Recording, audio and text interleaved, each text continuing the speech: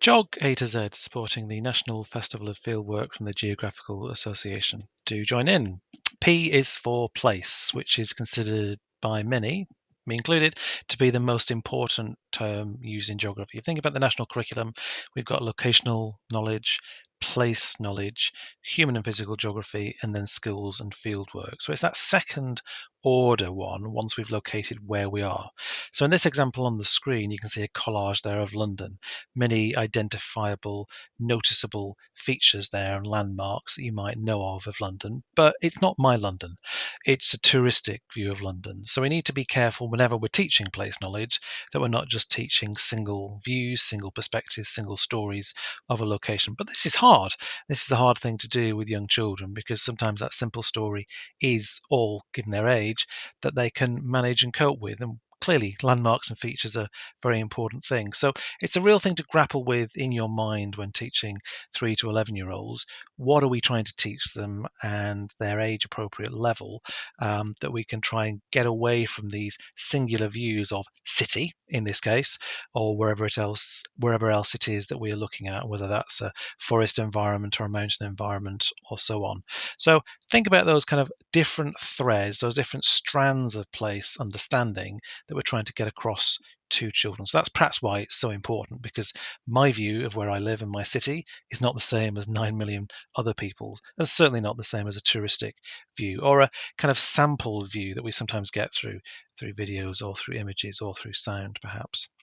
So it might be important, but it's a very ubiquitous, ordinary word. And these quotes here are from the Ofsted Research Review, which has a lot more on place knowledge that I encourage you to have a look at and acquaint yourself with, because it does link back to some of the research and the findings on place knowledge there.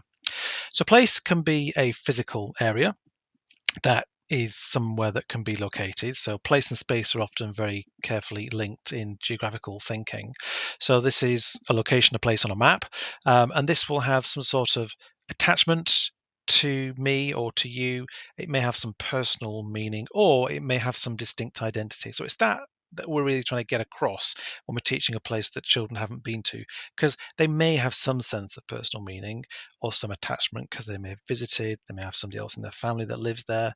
But how do we get over that distinct character or distinct identity over to children? And that's what we're trying to not teach them a too simplified view of, and the fact that people might in London still have briefcases and bowler hats and be striding across from the north to the south or so on, to try and go to work in the morning, that you may well see in some textbooks. And it's this challenge of only having single views. And that's why this collage view of a location to develop more place knowledge is really quite helpful. And certainly I would contrast this with suburban London or green space and blue space London. It's always really useful to try and get that contrast wherever we can as we get them to work through the place knowledge across Key Stage 1 and 2.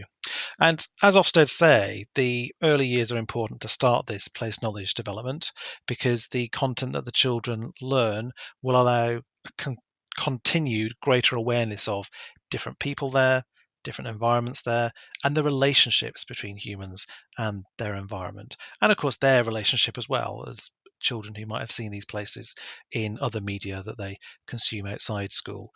So it's this sense of belonging that's recognised as being significant in children's social and emotional development and in preparing them for more formal learning. So if we link this back to fieldwork, of course, it's that belonging, attachment, social and emotional development that we're trying to develop, not in London, if you're not living there, but we're trying to develop in their locality. And that's really what the rest of this video will focus on. How do we build up that capacity for them to have that place knowledge of where they are living, where they are growing up, and where they are connected to on a day-by-day basis.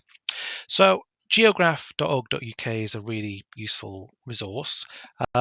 So I'd like to ask you to use that to think about where it is that you live. And this is a postcode near me. And these are the images that I know of near me, within 0.3 kilometers. So you simply put in your postcode, put in a 4 or 6 figure grid reference, and this is a really quality resource submitted by human beings and checked by human beings to kind of prove its worth, really, supported by the Ordnance Survey and linked, if you've got it, to Digimap for Schools.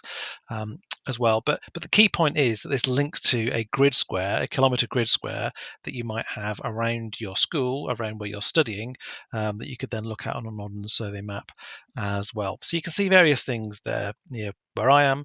You can see some green spaces, you can see bridges, you can see horses. But it's interesting for me to look at these and think, wow, what is that? Has that place changed? There's certainly an example there of where the top right of that image that's just come on the screen, that's now been bulldozed and now has become a block of flats.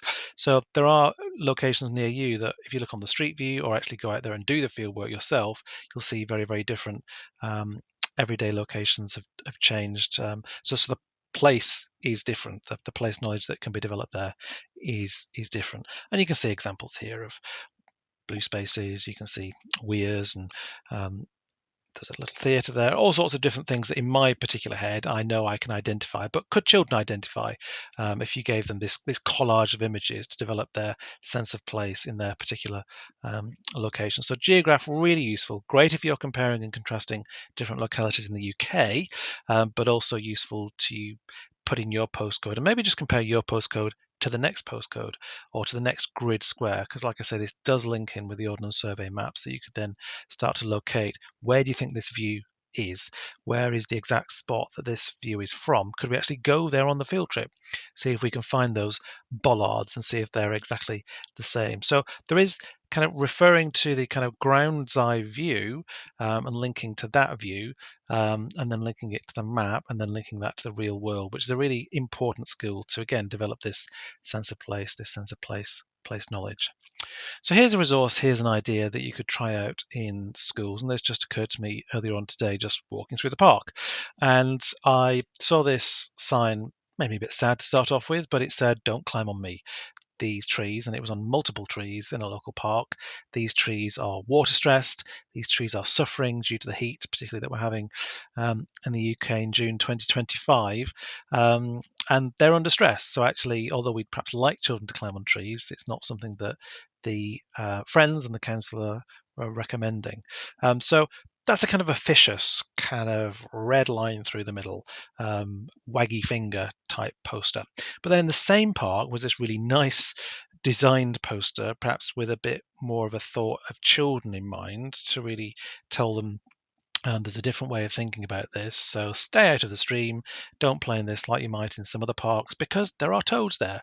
And the families may be growing and developing there over the spring season. And it's signed by Mrs. Frog. So this made us smile. This gave us a bit of a chuckle. So it made me think, okay, well, what are the spaces in the park? What other place knowledge could they develop from studying other different locations in the park? And what other creatures could perhaps speak to them in the park? And so the first example was this magnificent tree, I think it was an oak tree, which had easily outgrown the environs of the fenced off area and definitely formed a really important, interesting route to walk along the path. But I just wonder if you were hanging a poster there, a sign there, who would be talking? Maybe it's the parakeets, maybe it's the woodpeckers, maybe it's the sparrows talking in the poster or in the letter that the children could write about what this tree thinks about, what it sees, and what it thinks about people clambering over its roots and whether this is actually a problem for it, because those roots are pretty well exposed. And it would be a little mini case study that children could do. What's the extent of those roots? So it's getting, again, the children to stop and stare and stand and think about the life of this particular tree, focusing on one tree rather than all the trees, and getting them to think about the majesty of it, the age of it, the height of it, and we covered that in other previous videos, and really thinking about linking to science, the type of tree and the particular habitat that this provides. If it's an English oak, then that's a really important, precious habitat. So maybe we should change the course of the footpath. Maybe that's something that we could think about and maybe we could put in the letter. The other one, these concrete little black dogs that were at the entrance to the herb garden. So lots of kind of sensory links to place there that we could connect to. And what would this dog advise in the herb garden? What are the things to touch and rub and smell and really get a sense of this wonder that there was in this herb garden? But what are the other things not to touch? You wouldn't want to touch the nettles or the roses or some of the other different plants in that garden. So there's only some things that you would want the children to really be aware of. So again, a letter could be written, a poster could be created to develop that sense of place with young children. And just the final one was the more formal, symmetrical gardens. Again, get children thinking about who would be doing the talking, who would be doing the advising. Would different people have different views on what you could and couldn't do, what the things were to do in terms of this particular location? How can we summon up the opportunities for going up and down steps, for bending down and looking at the crazy paving, looking at the different plants there and the particular names of the plants? So again, it's attaching vocabulary to that place, bringing that place to life, really, which is what we're trying to develop. So I hope that was useful to give you some possibilities and some ideas. Tomorrow is a video all about questions and the power and importance of inquiry.